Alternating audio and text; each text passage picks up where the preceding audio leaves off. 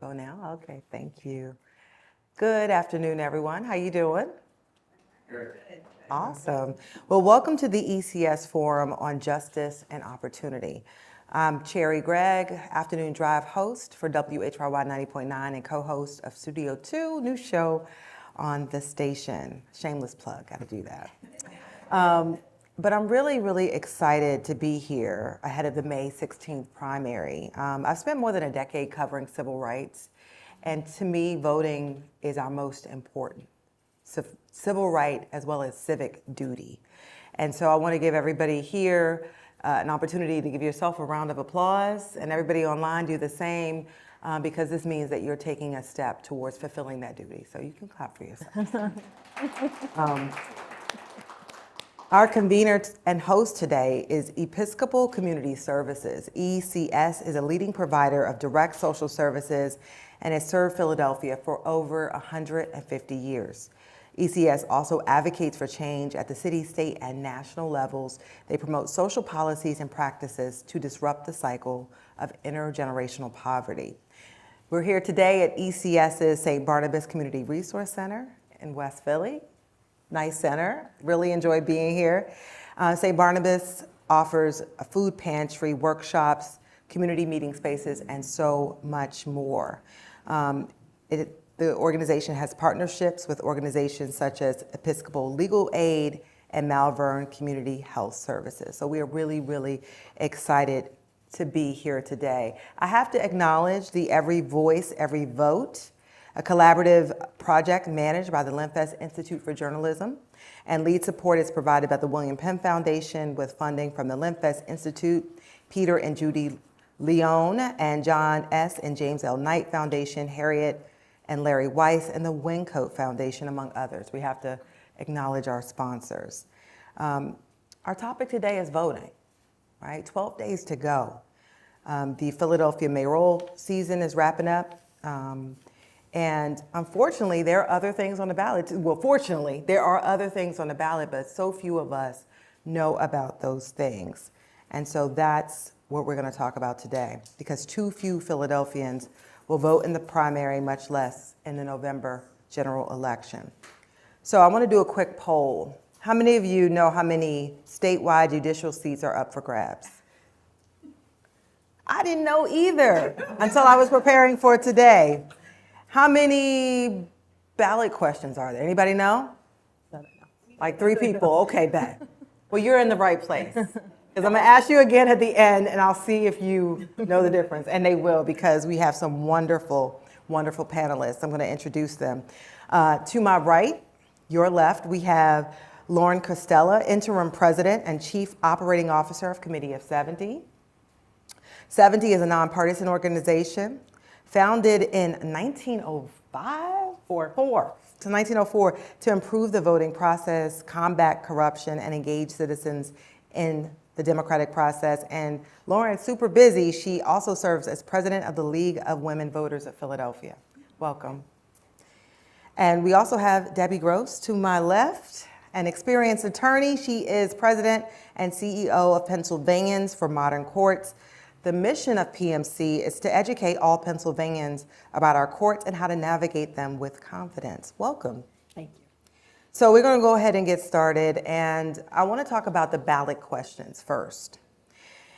In Philadelphia, if City Council wants to change the Philadelphia Home Charter Rule, which is basically the city's constitution, Council must send any proposed changes to the voters in the form of a ballot question. On May 16th, during the primary ballot, there will be 4, write them down, 4 proposed charter amendments for voters to consider. And Lauren, I'm going to hand the mantle to you, because you're going to help us walk through each of the 4. The 4 ballot questions. And I will do another shameless plug for the Committee of 70's interactive voter guide. You don't have to write these down, because you can go to ballot.70.org and save your picks, do your research, and have it on your phone when you walk in to the voting booth.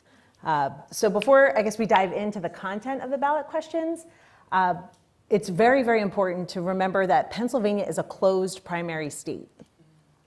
So if you are not registered at this moment as a Democrat or a Republican, the 2 major parties here, you will only be able to vote on the ballot questions. So these really do apply to everyone, but only the people registered with those two parties. May 1st was the deadline to switch your party or to identify a party, can vote on the candidates. So given that the ballot questions are, one, so important because they edit the operating manual for Philadelphia, and also because everyone gets to vote on the same questions. They're very important. So let's dive into those. Do you want to start with the first question here?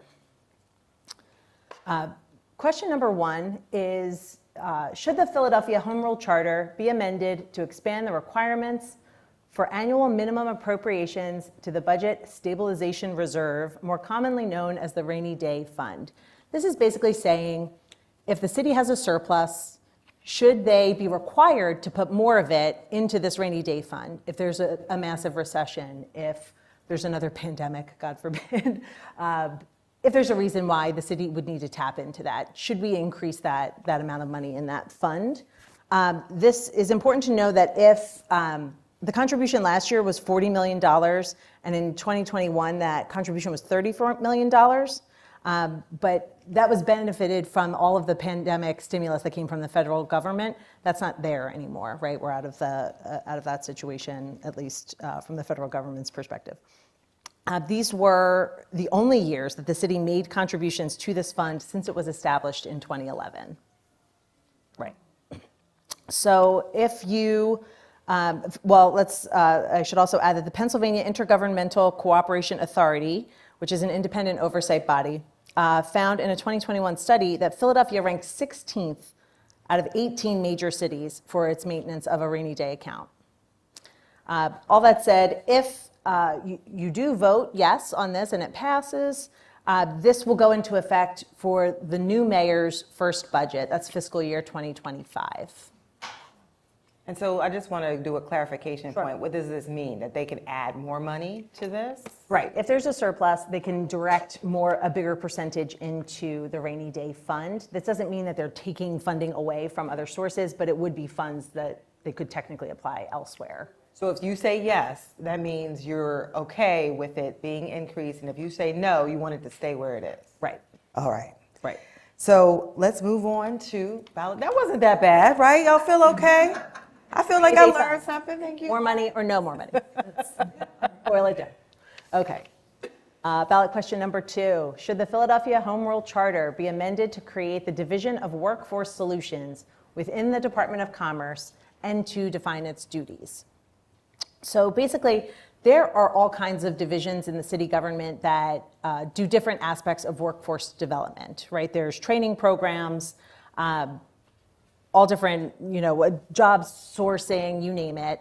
This would basically create a clearinghouse within the Commerce Department, so for one-stop shopping, right? For employers to post opportunities, to identify trainings for people looking for jobs and opportunities to go to this spot and basically find a hub there. So there is a department in the city that offers these services, but this would expand what they're able to offer and pull in more resources to provide that service. Did you know that? I didn't know. Thank you for explaining this.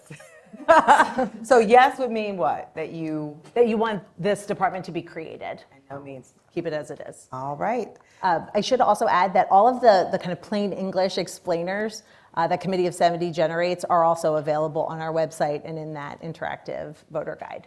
So, and workforce development, super important Yes. in the city of Philadelphia. So Absolutely.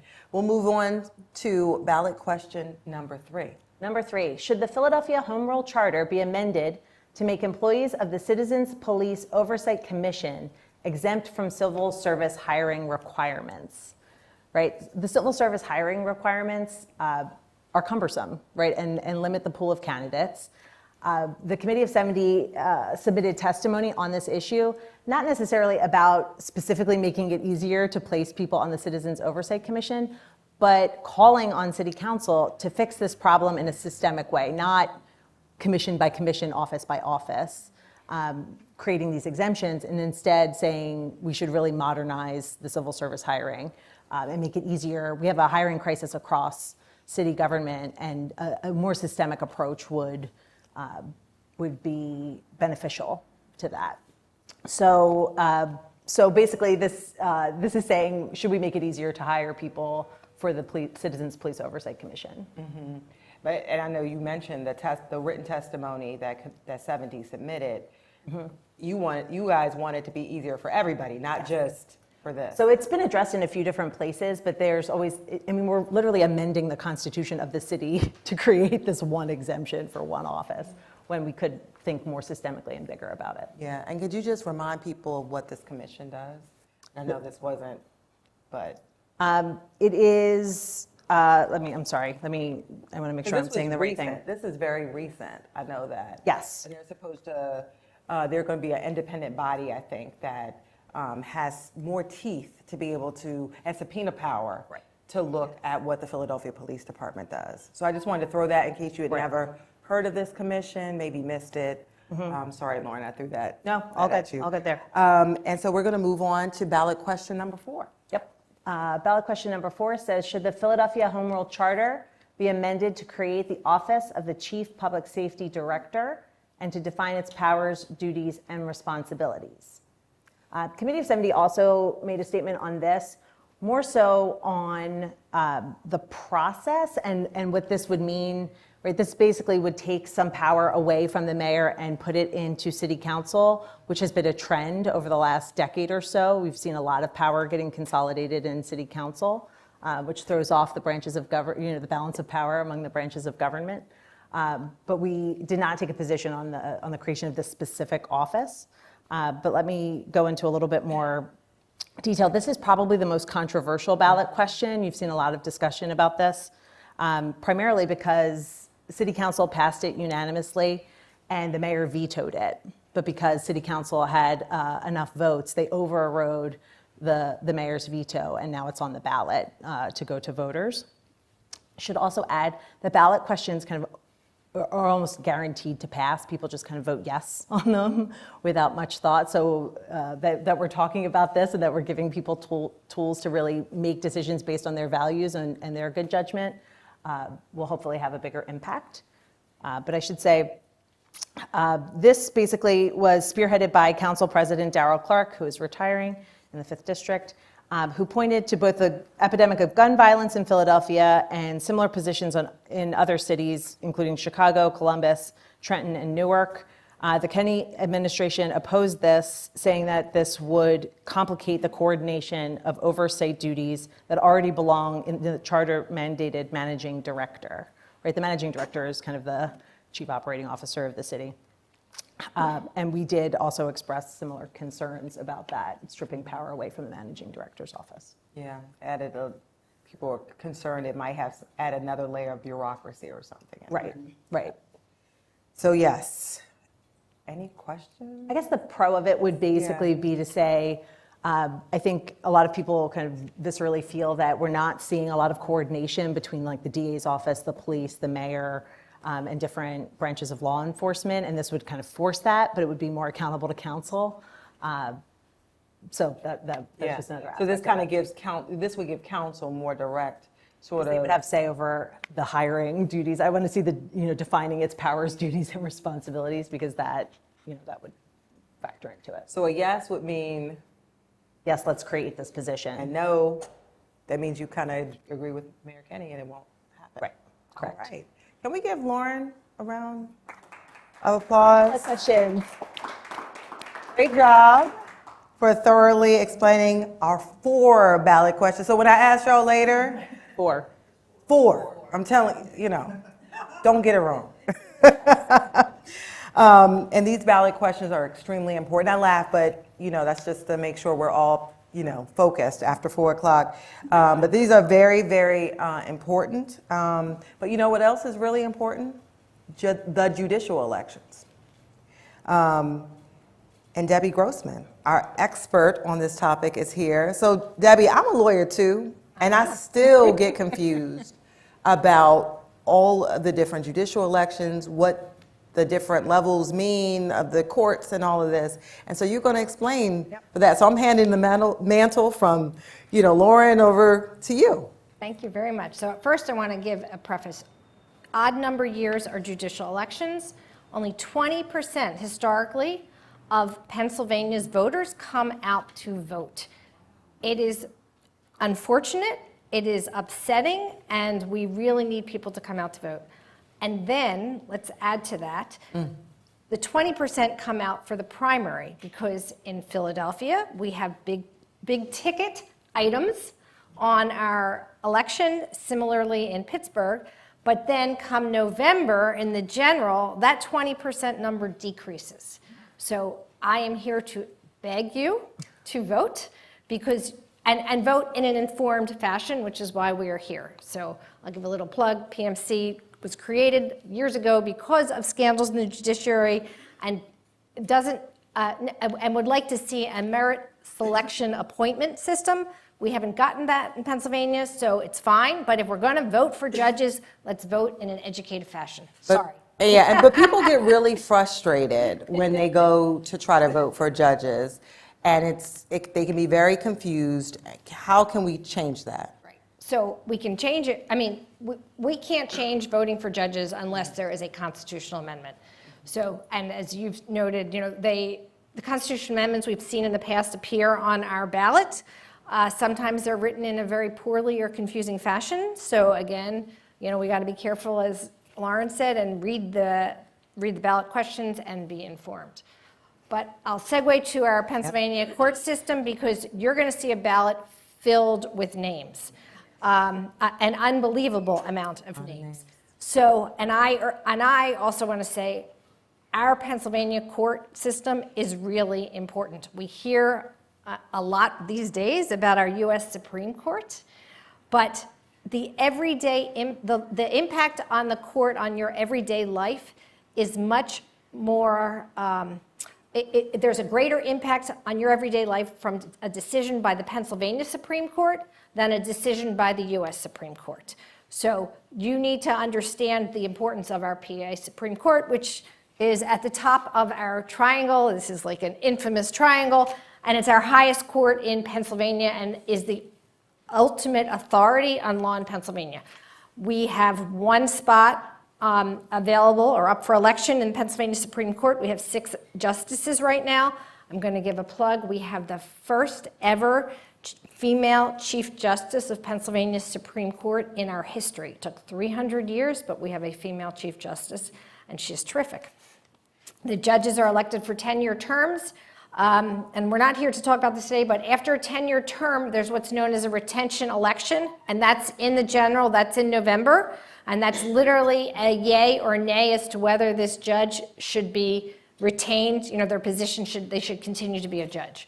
So that's our Supreme Court. It's the highest court. It recently, for example, just to give you an example of what type of cases they take, just took a products liability case that has an implication on gun control, because it's addressing the constitutionality of a federal statute on Pennsylvania law. So it's really, our Pennsylvania Supreme Court really addresses issues that impact you. We have what's known as 2 intermediary courts. So they are our Superior Court and our Commonwealth Court. Our Commonwealth Court is a unique court in Pennsylvania and across the country. We are one of 2 states that have Commonwealth courts. It is a court of an original jurisdiction, even though it's an appellate court, in that it will handle appeals from state agencies or administrative agencies. It hears cases against SEPTA or by SEPTA. It hears cases brought by the PA Attorney General or against the PA Attorney General. Again, there's 1 seat up for election on the Commonwealth Court. It's actually because there was a judge in 2021 who left the Commonwealth Court and is now on our Supreme Court. And that's our Commonwealth Court. I like to plug that we have a majority of women on our Commonwealth Court. And it recently just issued a decision. The president judge is Renee Cohn-Jubileer. She just issued an 800-page decision on the constitutionality of our funding for education in Pennsylvania, finding it unconstitutional. It's really important also because while it is an appellate court and typically cases go up from Commonwealth Court to the Supreme Court, This case did not. The parties did not appeal it, so therefore this is the law of the land in Pennsylvania. And it says that we are not funding our education as our Pennsylvania Constitution thinks we should. Our other appellate court is our Superior Court in Pennsylvania. We have 2 spots up for election. The Superior Court is the busiest court in the country. Every case that's heard at the trial court level can be appealed. There is an automatic right of appeal to the Superior Court.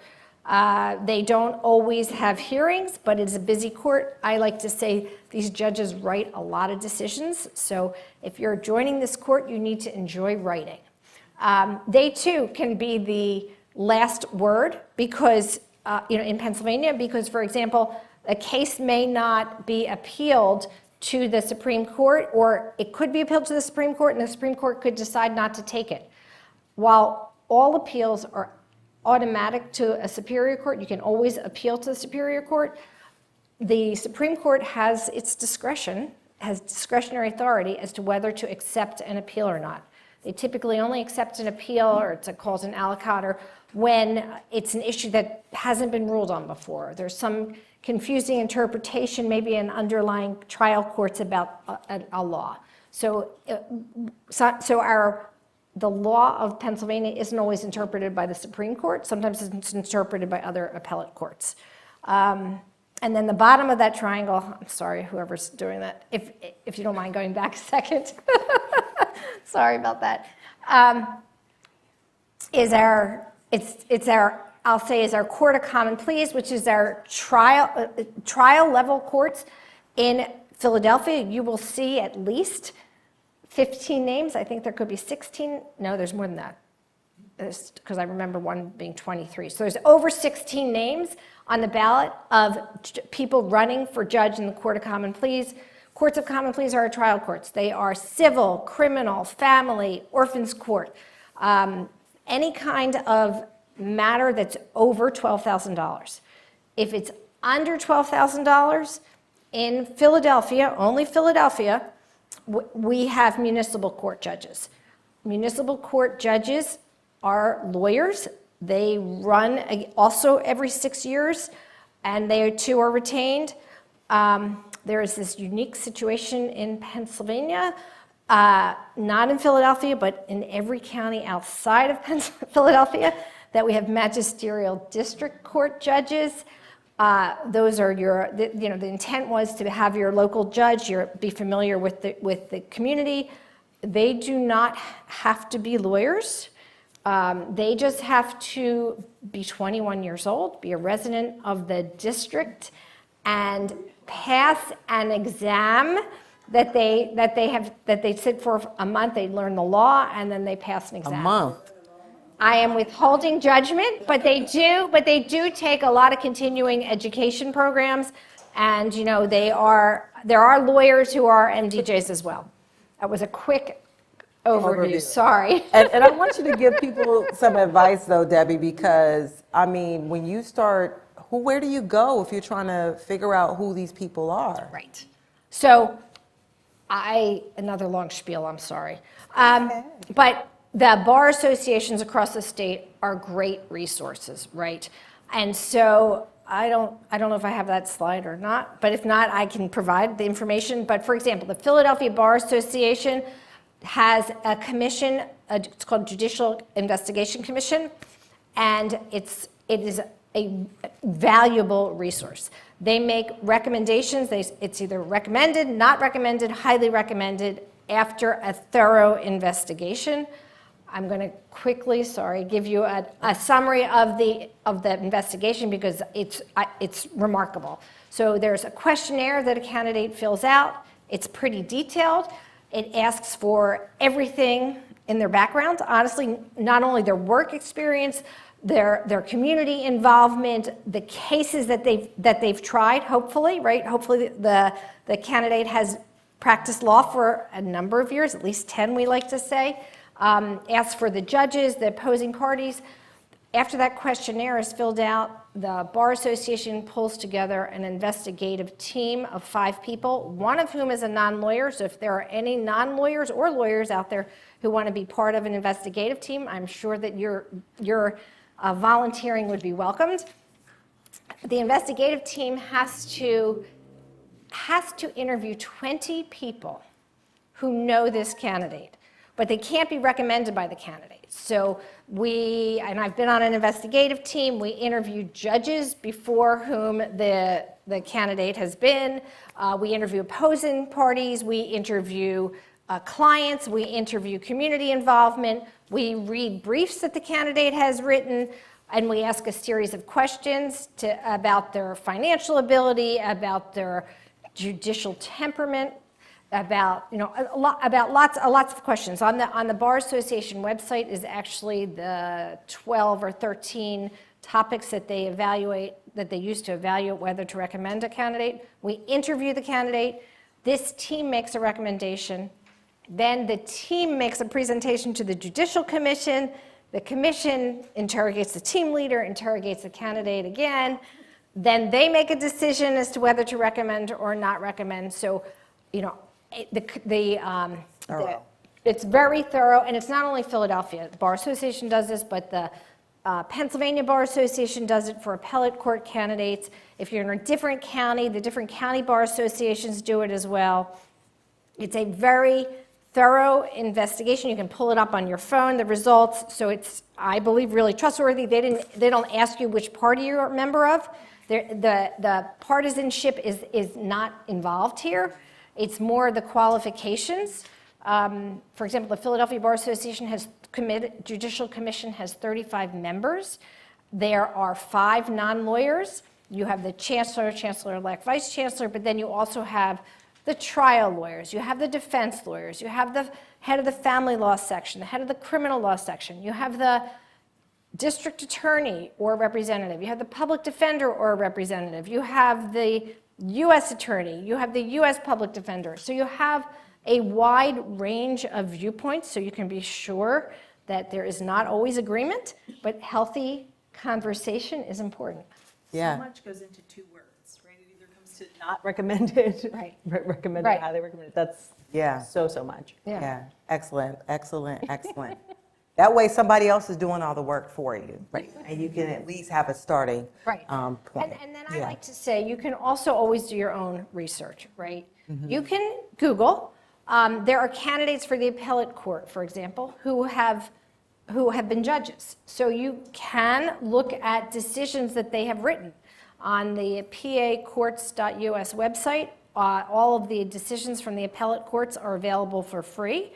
So you could literally just put in a candidate's name and find out the decisions that the candidate has written. And that's if you like to dig deep. Right. But also endorsements. I mean, I think endorsements to signal what organizations share your values and who they're recommending, that's another really good place to start. The judges can't say what they'll do, right? That's part of their campaigning is very different from, a mayoral candidate who's going to tell you exactly what they're going to do in their first 100 days, et cetera. Judges can't talk about cases that might come before them. So that ratings recommendation is so important. Again, the 70 Interactive Voter Guide has it for every judicial candidate. Their rating is right at the top in bold to try to make it easy for you. But that's definitely somewhere where you want to look to see what organizations are endorsing, which ones share your values, and who they're recommending to. Yeah, definitely. Well, I want to ask now, thank you both for your presentations. We appreciate that. We're going to open the floor to questions in just a couple of minutes. But you kind of touched on it, both of you talked about the primary versus the general. And in Philly, more people come out for the primary, but then skip the general because people believe that whoever wins, it's a Democratic city, will win the general. But why is it important to show up to both of them?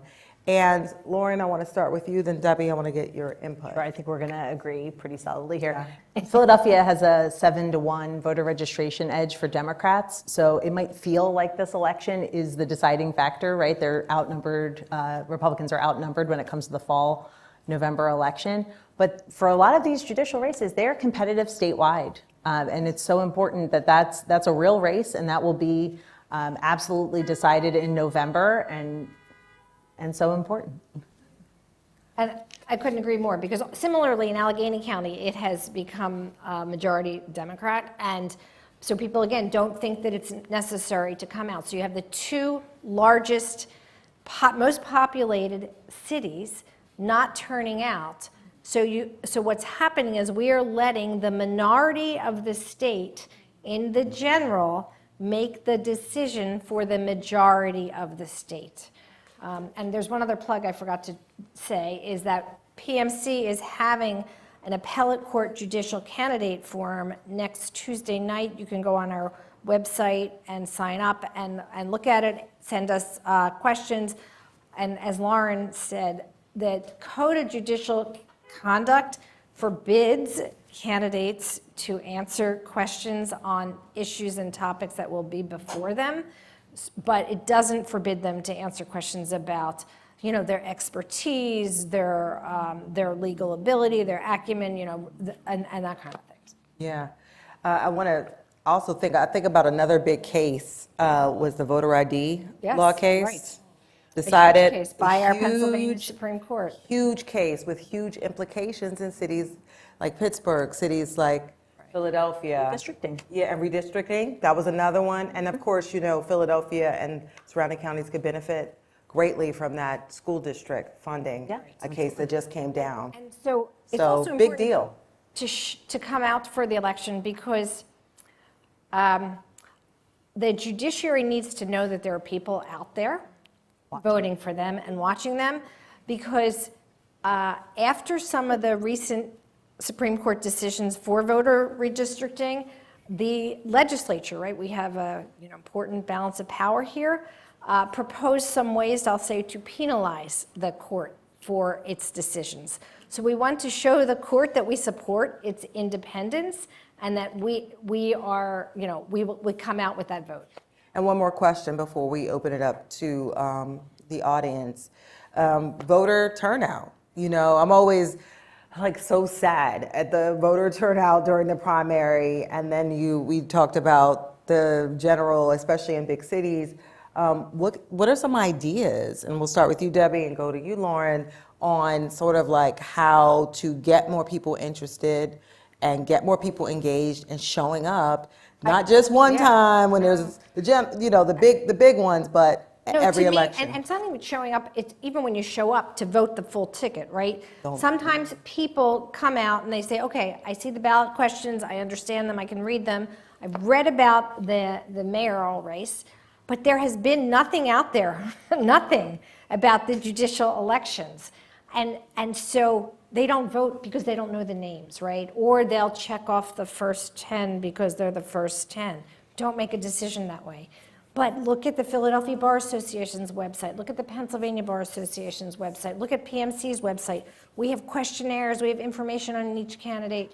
It's just, you can't do enough research, and you can't do enough good unless you get out there and vote for the entire ticket. So don't just show up. So how do you go get people? Because you got to, once you now. show up, then you have to do everything. But So the research is proven. Make it easy, make it easier, make it fun, and make it part of the culture, right? So that's why we work with organizations, community centers, businesses, nonprofits, you name it, to make it part of their culture. To be a part of this organization is to be a voter, right? Making the resources easily available, giving people time off to vote, or walking them through the steps of mail-in balloting, right? So if you communicate that it's important, make it very easy with available resources. You don't have to do hours and hours of research if you don't want to. Like I said, the ballot tool, at least vote for highly recommended judges. Start there, right? And we would be better off, right?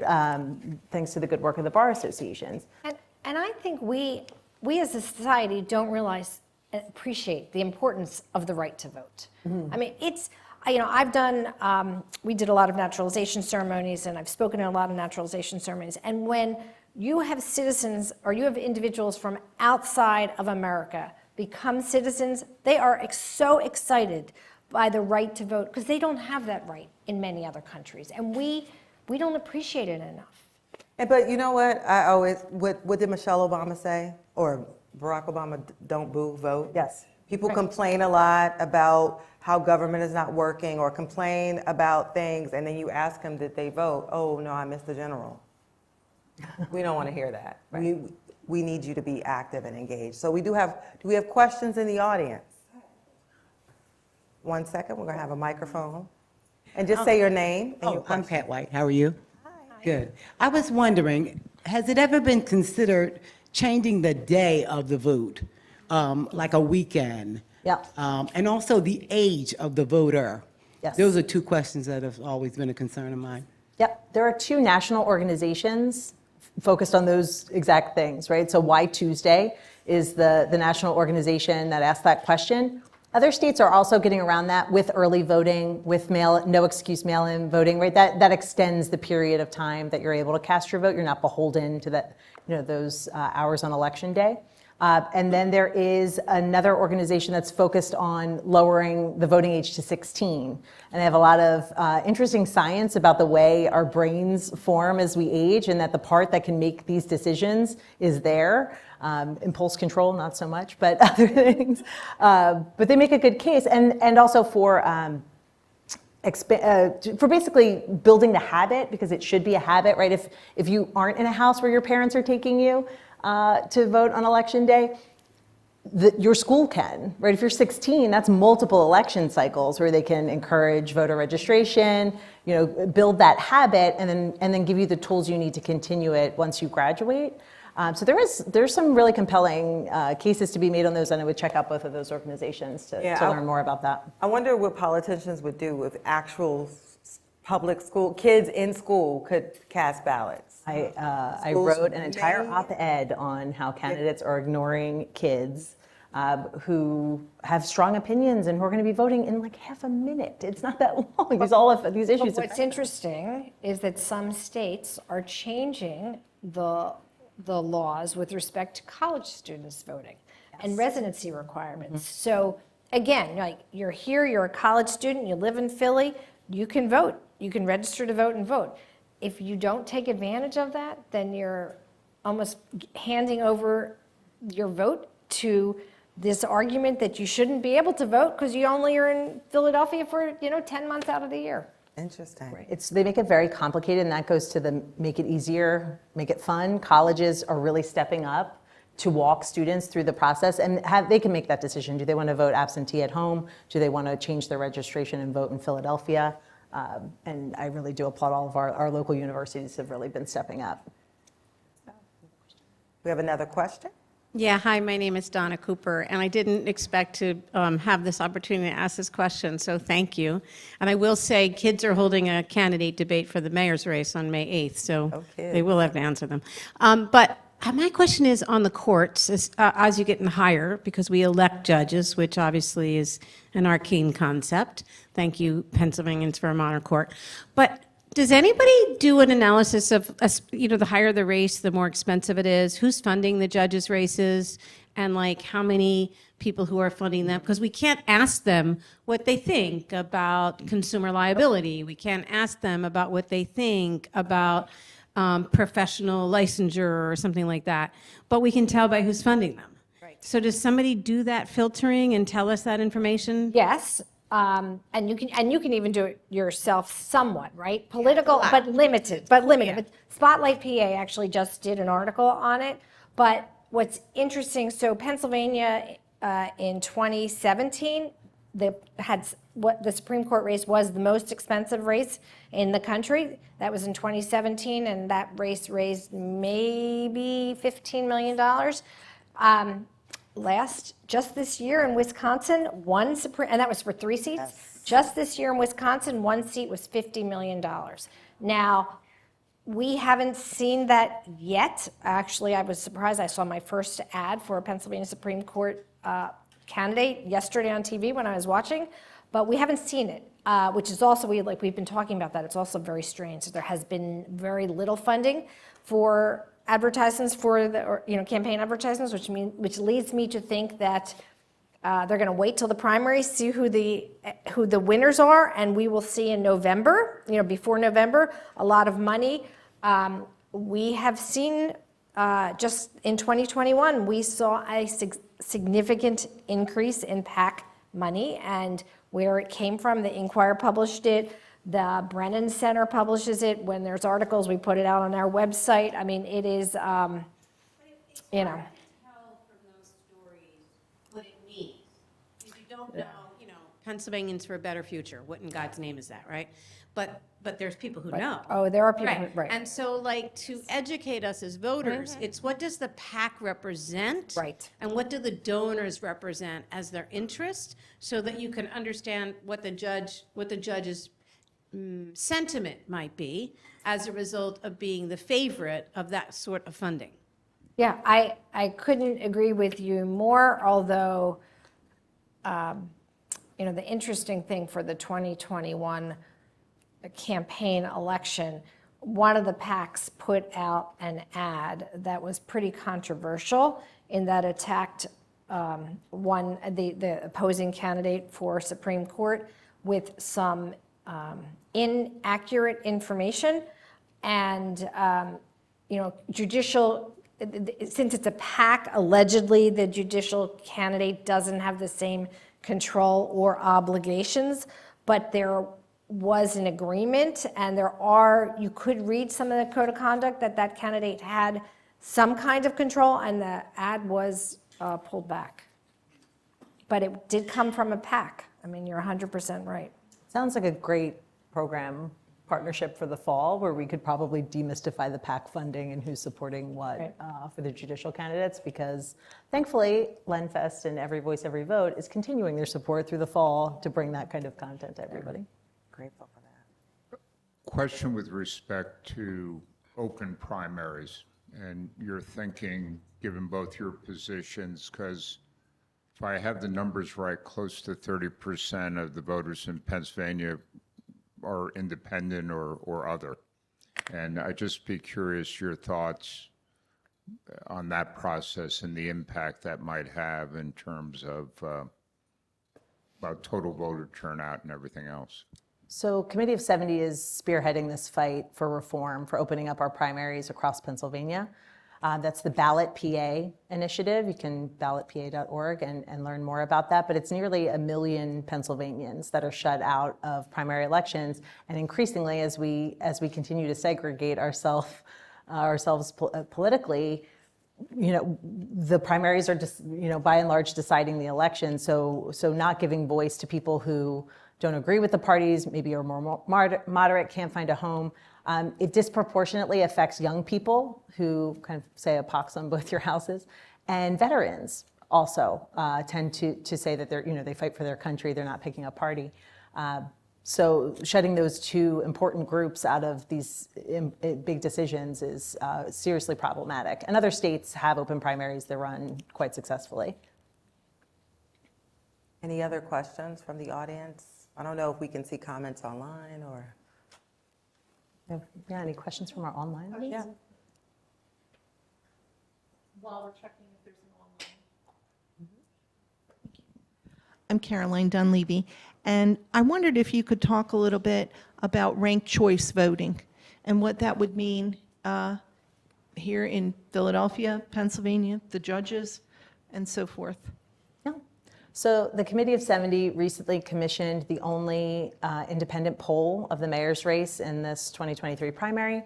And the reason why we were interested in supporting this poll was to test out ranked choice voting, to introduce it, to open this conversation up on a big scale, to get people thinking about a different, potentially better way to elect all of our positions, right? So you have a very low turnout. We might hit 30% in this election, and that's supposed to be good. With a very crowded field, this race could be decided with 2,000 votes, right? Or with 50,000 votes in a city of 1.6 million people. Other places, from Salt Lake City to New York City, have now adopted ranked choice voting, and it's a different way to find like a consensus candidate that more people would be acceptable to. Basically saying, right now you could win right with a very small percentage of the vote. Ranked choice voting reallocates the votes based on people's preferences, ranking 1 to 5, until somebody gets over 50%. Somebody will have a mandate when they take office on day 1 that they can really do something with. So we thought it was a good thing to start. For ranked choice voting to come to Philadelphia, the change has to be made in Harrisburg, which is a long shot, to say the least. But one, there's more talk about it now than there was before, and more people understanding it. And we even polled in the survey that we did, have you heard about this before? Under 40% said they had heard of ranked choice voting before. Did you think it was easy? 80% said they thought it was easy to rank their choices. And then, would you want to see this come to Philadelphia? Over 50% said that they would be interested in that. So the other thing that is possible is something called approval voting. This is where you could select multiple candidates but not rank them, like we do for the at-large candidates, right? We have 5 spots. You get to cast 5 votes. You're not ranking them. You're just saying who your 5 choices are. This would be the same, but only one person wins. The person with the most votes would become the winner for mayor. So it's basically, it's approval voting. Our systems do it because they do it for at-large, and that would be a change locally to our charter and wouldn't require buy-in in Harrisburg. So something that we should, this is a great way to kick off that conversation, and we need more research and discussion, but absolutely should be a discussion we all have about improving our elections. And even with respect to the judicial elections, I mean, again, it's a constitutional amendment. If we're going to go to ranked choice voting, personally, I would opt for a merit selection system.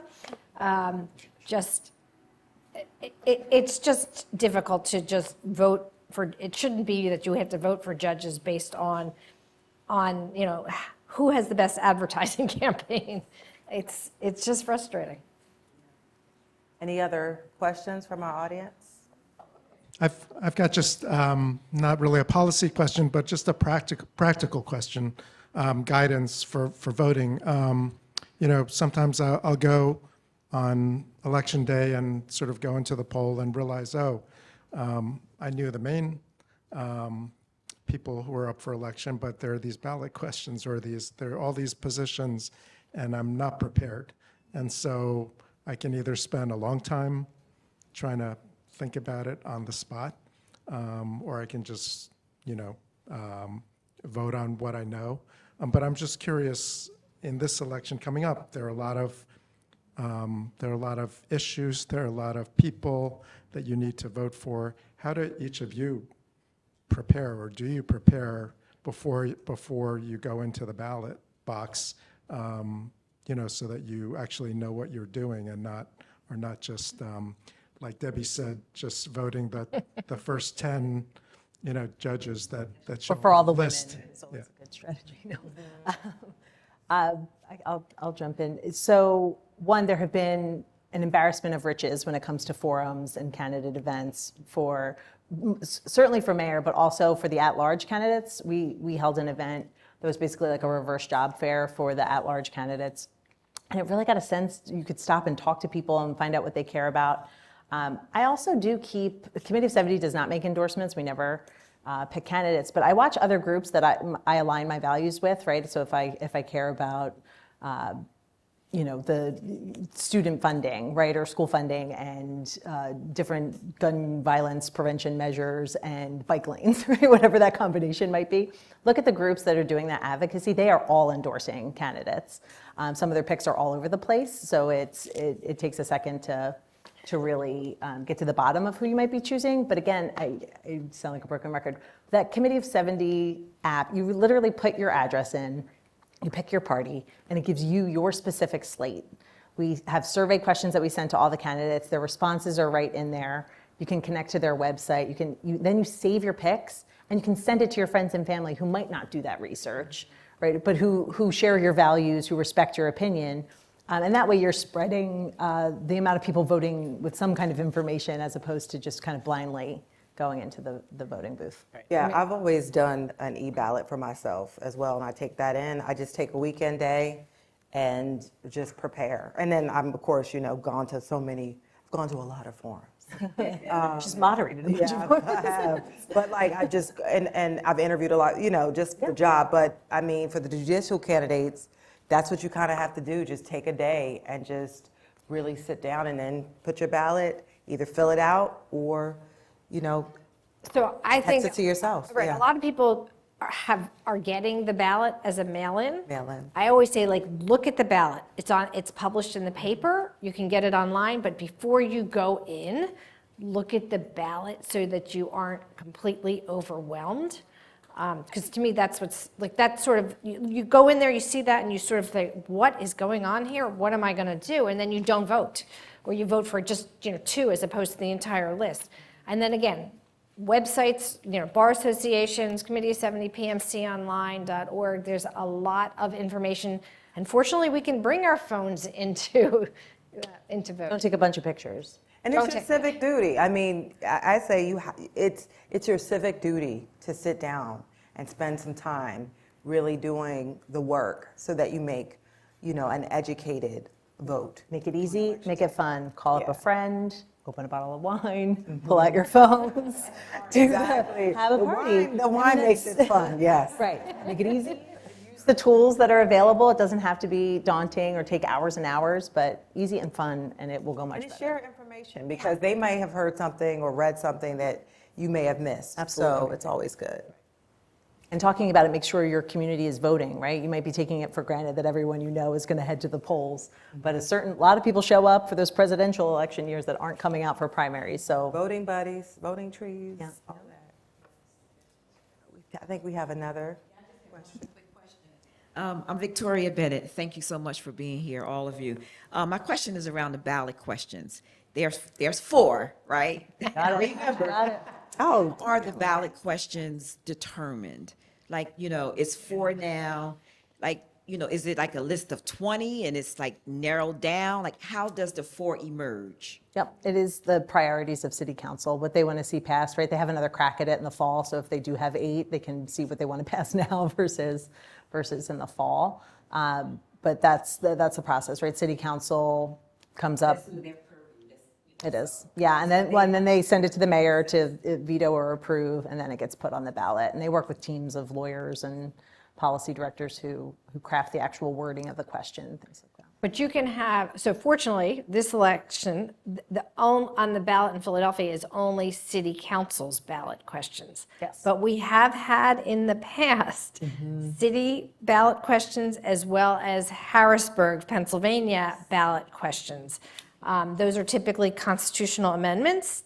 They are also typically a little confusing, is the only way I can say it. I don't know if any of you remember Like who is voting that? for the constitutional amendment, it's intentional, to have an age limit for the judiciary of 75. That's what the question asked. What they were doing, we have an age limit. We had an age limit. It was 70. So we were extending it to 75. But it really wasn't clear. There was an intentional purpose for that. I will not go into it. But, so that the wording was confusing. Right, and especially with national elections or the ones people pay attention to, it doesn't seem like there's an age limit there. That comes up a lot. So I think people, right, kind of thought that this was creating an age it, limit, right. not extending an existing age limit. yeah, and I think that's why it's so important to do it in advance because you have to know if I say yes, this means, because sometimes I'm like, who is drafting this? But, now that I know. Stripping the governor, right, of his Yeah. emergency service power, things like that, yeah. Any other questions? Well,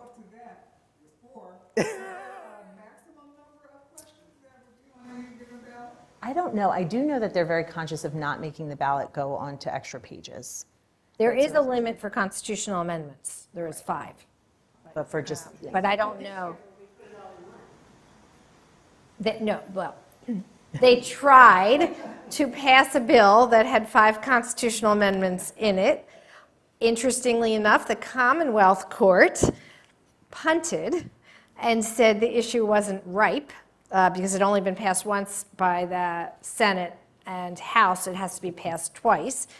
And there's this thing of like it should be simple and should they be separate and should they be in plain English and only one topic. But you don't have to deal with that at the moment. so how many judges, statewide judicial slots are open?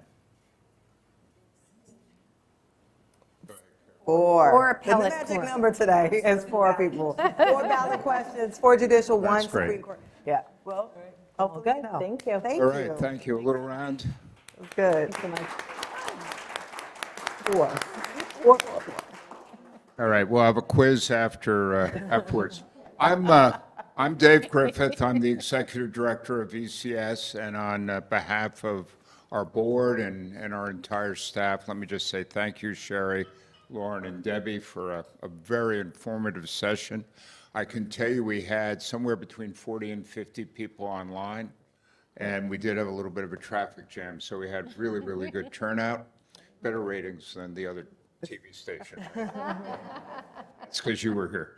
No, that's great. I hope this information is hopeful, excuse me. I hope this information is valuable to you.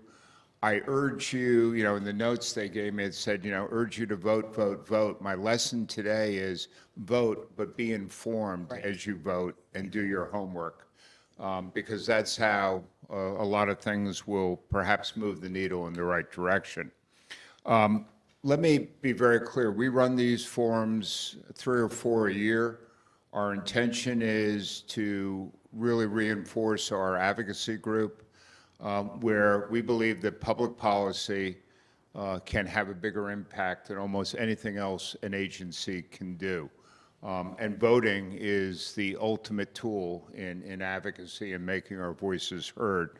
So I'm very grateful that this topic at this time, and you guys I know made a major effort to get here. So again, thank you. I'd also like to acknowledge another partnership that we have, and that's with the Kids Campaign and the Kids Campaign Coalition, of which I'm proud to say ECS is a part of. We have an out-of-school time program that, depending on time of year, is 600 to 800 young people. What happens with our kids is of utmost importance to all of us, but particularly as we look at the people we serve. I wanted you to get a little bit of an understanding. There's some literature outside on that particular effort, but we're asking in the whole campaign that we're part of is to make sure of what the agenda is for the next mayor. And I will tell you, I've attended a number of events where they've spoken, and it's a little bit of this, a little bit of that, 2 steps forward, 2 steps back. We really need to pin this one down. And so we have this notion to be mobilized. I would ask you to pick up the information. There's a website that is there, but this notion of Make Philly Secure, and that stands for safety, education, career, uplift, and recreation, and particularly a healthy environment. So let's get educated on that one. I'm delighted Donna's here, who we've worked with on a number of issues, and that's just, let's make sure the vote counts. And if you're going to a forum, let's just make sure we go there. So we'll slip you 2 questions when you're running the next mayoral interview. So our other thing that I want to just call here, another partnership that's incredibly important, is a lot of our work, almost all of our work at the end of the day, really focuses on economic mobility and moving people from state A to a better state. And we're doing so with transformational programs rather than traditional methodology. But one of our key partners that helped make this site what it is from the prior shelter is PA Senator Art Haywood, and I know his office is present today. Thank you for being here. We are so grateful for the relationship, and those are the other elected officials who have figured out that St. Barnabas is here. It's part of the community. The Community Resource Center here is remarkable what it offers, everything from mental health to food pantry to legal aid, right down the line. Actually, what we appreciate the most help is the parking lot across the street. So everybody, yeah. We've had the trolley stop for about an hour and a half the last time, because when we had an event, we didn't have enough parking. So, but I would ask you to the minimum wage issue, which is one that we feel very, very, very strongly about. The way out of poverty is a living wage job with benefits, with assets in the bank. Living wage and minimum wage is incredibly tied together. And I know the senator has a real passion for that, as we do, and there'll be a petition for you to sign out there if you could, if you feel strongly about that. we'll have some folks that can answer questions, but go from there. So with that, we will sign off. I've always wanted to say that, never was on TV. And so Sherry, Lauren, and Debbie, just thank you, tremendous. We really appreciate. I know everybody had just a major lift to get here today, and I know this is what, your 7th or 8th event today? I gotta go. Yeah, so the answer when you go in the next one, it's 4 and 4. Right, Okay, got we'll it. just help you. All right, thank you very much.